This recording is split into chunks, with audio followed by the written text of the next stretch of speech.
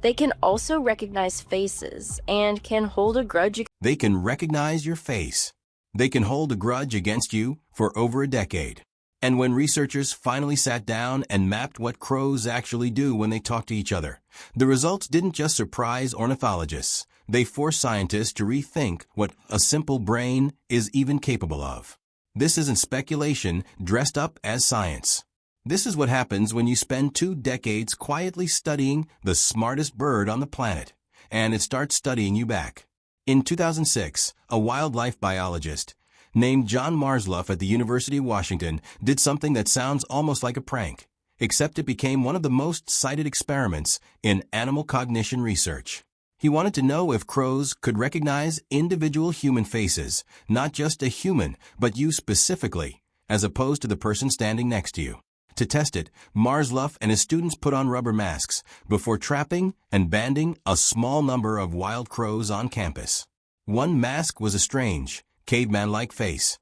The other was a neutral, unremarkable human face used as a control.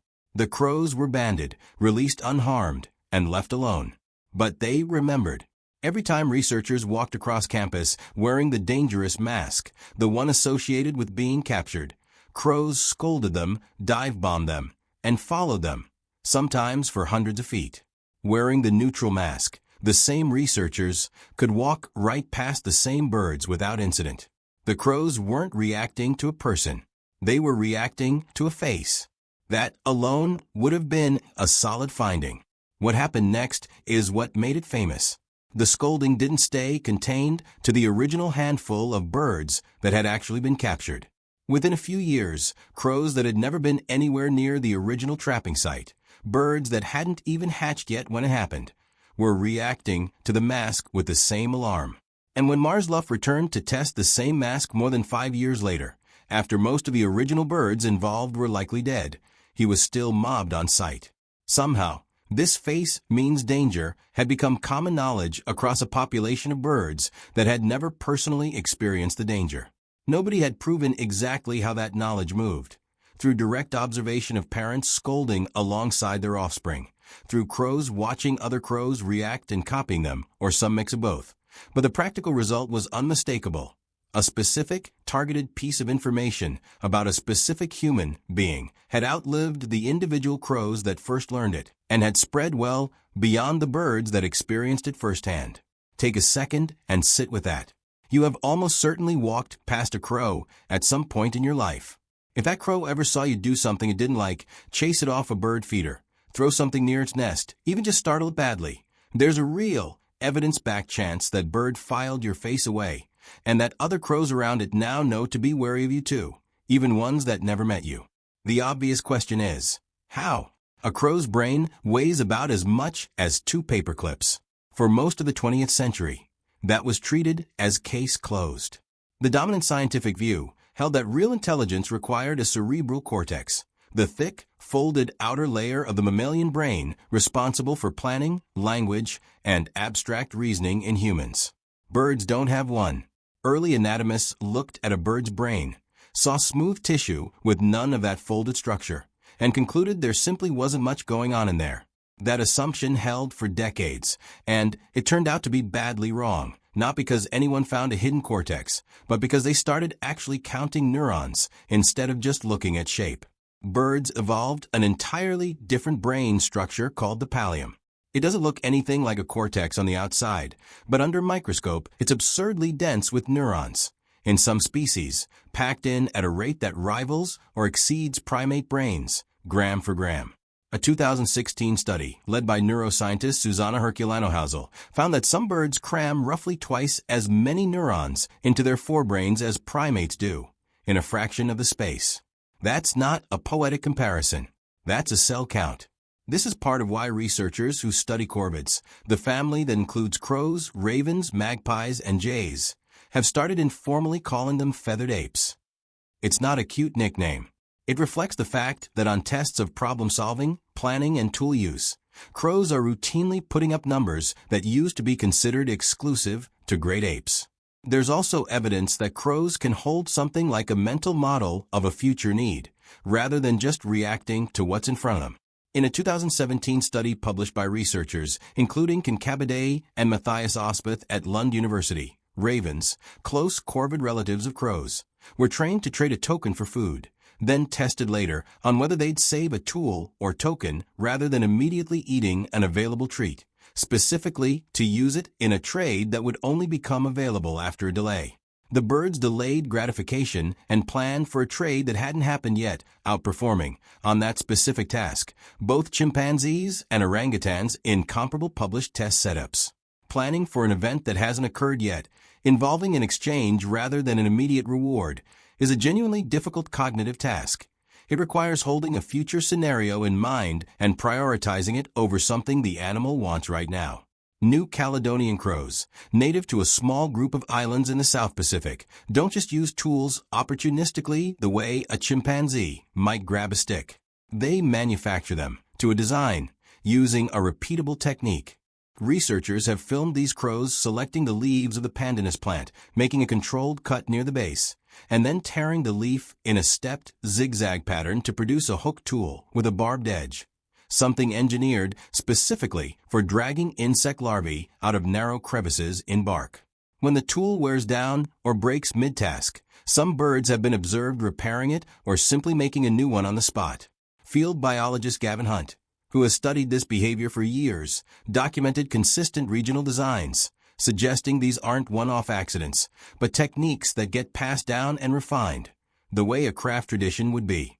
This kind of engineering isn't limited to leaf hooks in the wild, either. In 2002, researchers at Oxford led by Alex Kaselnik were running trials with a new Caledonian crow named Betty, testing whether she could use a hooked wire to pull a small food bucket out of a vertical tube. On one trial, the hook tool went missing, taken by a male crow she was paired with, leaving Betty with only a straight piece of wire, which couldn't catch the bucket's handle. What she did next wasn't in the experimental design at all. She wedged one end of the wire into a crack in the apparatus, pulled it against the crack with her beak, and bent it into a hook shape, then used the newly bent tool to retrieve the food. She repeated the behavior successfully in the majority of follow-up trials. No crow had ever been observed doing this before in the wild or in a lab, and Betty had no prior training on wire bending specifically. She improvised a solution to a problem she'd never encountered, using a physical technique, bending metal against a fixed point, that researchers hadn't taught her. Then there's the water displacement test, modeled directly on Aesop's Fable about a thirsty crow dropping stones into a pitcher to raise the water level. Researchers at the University of Auckland, led by comparative psychologist Sarah Gelbert, ran a real version of this on New Caledonian crows, a narrow tube partially filled with water, a floating treat just out of beak's reach, and a selection of objects nearby, some that sink, some that float, some solid, some hollow. The crows in the study didn't grab objects at random. They preferentially picked heavy, sinking objects over light, floating ones, and solid objects over hollow ones, the exact choices needed to raise the water level efficiently. Some individuals solved the task in under 2 minutes on their first real attempt. That's not blind trial and error. That's a working, functional understanding of how displacement behaves, applied correctly under time pressure. 4 to 7-year-old human children, given a simplified version of the same puzzle, often struggle with it. Here's where the research gets stranger, and where it starts to feel less like Smartbird, and more like something we don't have a comfortable category for. When a crow dies, other crows in the area often gather around the body. This isn't folklore, it's been documented and studied, notably by Kaylee Swift, one of Marzluff's former graduate students, in a series of experiments specifically designed to test what's actually happening during these gatherings. Swift placed taxidermied crow specimens in various locations and recorded the reaction of nearby wild crows. The pattern was consistent. Crows would spot the dead bird, call loudly, and within minutes a crowd would assemble, sometimes dozens of birds, perched in the surrounding trees, vocalizing, and often refusing to approach or feed nearby for the rest of that day. Swift's research suggests this isn't simple mourning in the way we might romanticize it, and it isn't nothing either. It looks functionally like risk assessment. In one experiment, she paired a dead crow with a person holding a dead crow versus a person standing alone, and found that crows specifically associated that person's face with danger afterward, avoiding or scolding them on future encounters. The takeaway isn't that crows are performing funerals with symbolic meaning the way humans do. It's that a crow death appears to function as a major flock-wide information event. Something happened here, this place, or this person might be connected to it, be careful. Whether that constitutes grief in any emotional sense remains genuinely unresolved and debated among researchers.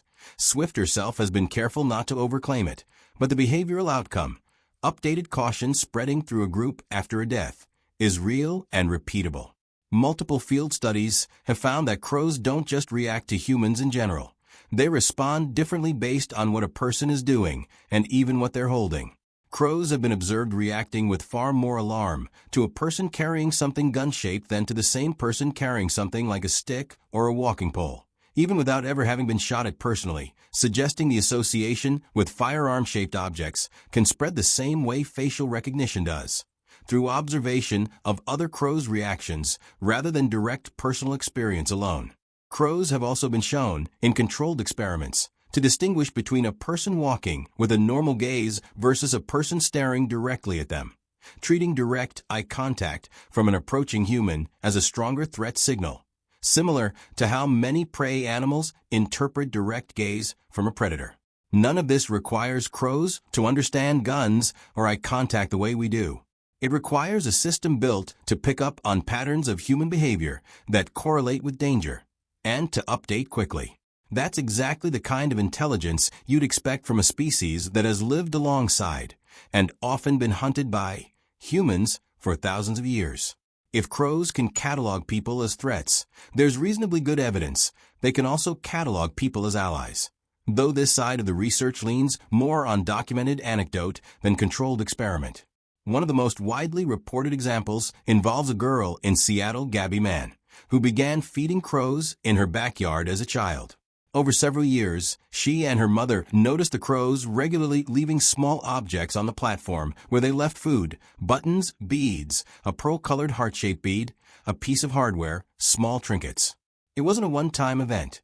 It happened repeatedly enough that local news outlets and researchers, including corvid specialists who reviewed the case, treated it as a genuine, if informal, example of reciprocal object-leaving behavior in wild crows that had bonded with a consistent food source. Marzluff, who has commented on cases like this, has been careful to note that this shouldn't be overstated into crows understand commerce. What it does suggest is that crows track who feeds them consistently and safely. They build an association with that person specific to them as an individual.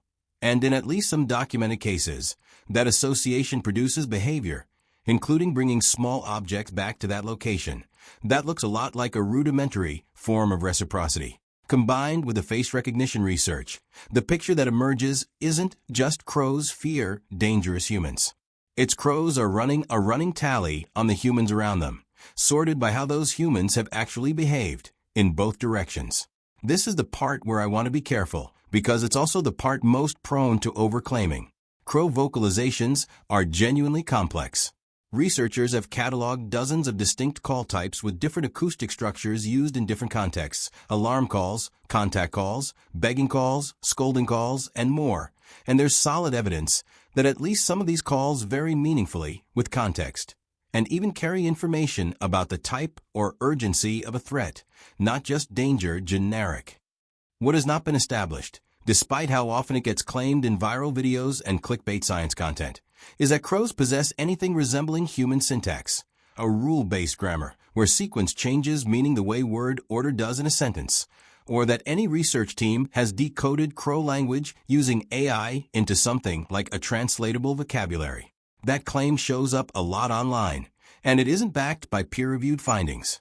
Real bioacoustics researchers, including teams working with machine learning tools to help classify animal calls at scale, describe their work far more modestly. They're finding patterns, clustering call types, and identifying correlations between certain sounds and certain contexts. That's valuable, careful science. It is not the same as discovering a bird civilization running its own written history behind our backs, and it's worth being skeptical of any video, including plenty on this platform, that tells you otherwise. Strip away the exaggeration, and what's left is still remarkable enough to sit with. A creature with a brain the size of a walnut can recognize your individual face, hold that memory for years, react differently based on subtle cues about your intentions, pass warnings about you to birds that never personally met you, manufacture a tool to a repeatable design, and solve a physics problem about water displacement faster than a small child. For most of the 20th century, the working assumption in science was that intelligence required a big brain built like ours, folded, layered, cortex-heavy. Crows are a walking argument against that assumption. They built something functionally comparable out of completely different biological material, packed at a density that makes size almost irrelevant.